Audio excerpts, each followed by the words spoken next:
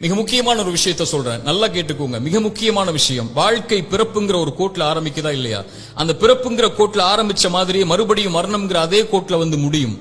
பிறக்கும் போது எப்படி ஒண்ணும் இல்லாம வந்தானோ அது போல மரணிக்கும் போதும் ஒண்ணுமே இல்லாம எல்லாத்தையும் விட்டுட்டு போயிருவான். அவனுடைய செல்வம், சொத்து, குடும்பம், குழந்தை எல்லாத்தையும் விட்டுட்டு ஒண்ணும் இல்லாம பிறந்தது மாதிரியே போய் சேர்ந்துருவான்.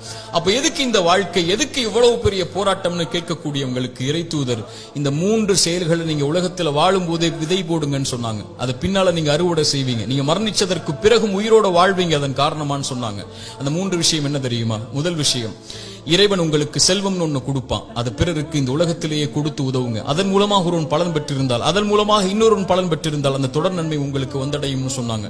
இரண்டாவது, இறைவன் உங்களுக்கு கல்வின்னு ஒண்ணு கற்றுக் கொடுப்பான். எதுவா இருந்தாலும் சரி, ஒரு எழுத்தா இருந்தாலும் சரி, அது பிறருக்கு பலன் பெற கற்றுக்கொடு. அதன் மூலமாக அவன் பலன் பெற்றிருந்தால், அதன் மூலமாக பலன் பெற்றிருந்தால் அந்த நன்மை வந்து சேரும்னாங்க.